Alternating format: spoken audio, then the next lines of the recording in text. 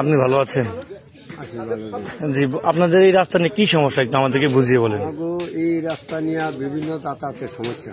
জি, বৃষ্টি হলে কোনো যাতায়াতের গাড়ি যাইতে পারে না, স্কুলে পোলাপাইন যাইতে পারে না এবং মুরব্বীরা যাইতে পারে না। বিভিন্ন সমস্যা, রুগী নিয়ে নেওয়া যায় না। এই রাস্তায় যা অনেক বছর পর্যন্ত এই সমস্যা। তো এর আগে তো বিভিন্ন চেয়ারম্যানরা ছিল, এমপি ছিল, ওনারা কি রাস্তা করেন নাই?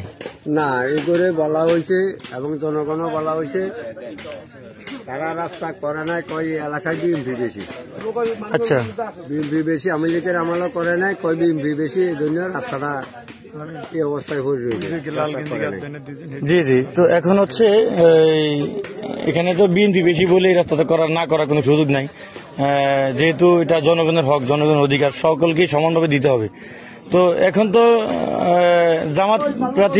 জামাত সমর্থিত প্রার্থী এখানে আসছে, আপনাদের এই রাস্তার ভাঙার সংস্কার উদ্যোগ নিচ্ছে, সেক্ষেত্রে আপনার কথা কি?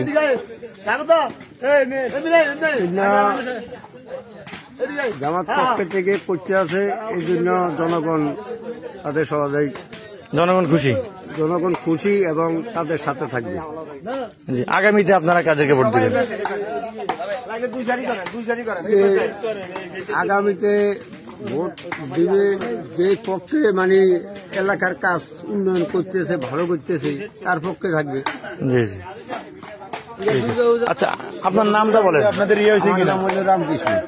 রামকৃষ্ণ। আপনার বাসা কোন ওয়ার্ডে? বাসায় 2 নম্বর ওয়ার্ড। 2 নম্বর ওয়ার্ডে। ও, আপনার দায়িত্ব কি? আপনার ধর্মীয় দায়িত্ব কি? আমার ধর্মীয় দায়িত্ব তো ধর্মীয় করা, ধর্মীয় করতেছি। এই যে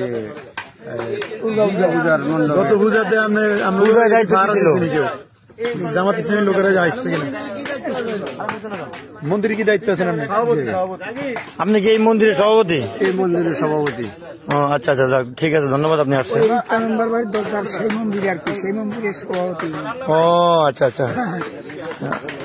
এবার আপনারা কি কোনো চাপ বিপদ অনুভব করেন? কেউ আপনাদেরকে চাপ দেয়? করে না, আশা করি ভবিষ্যতে আরো আপনারা আমাদের সুযোগ সুবিধা দিবেন। আপনাদের সুযোগ সুবিধা তো অবশ্যই সবাই কাজ করবে, তো সেক্ষেত্রে এখন তো কোনো চাপ অনুভব করেন না?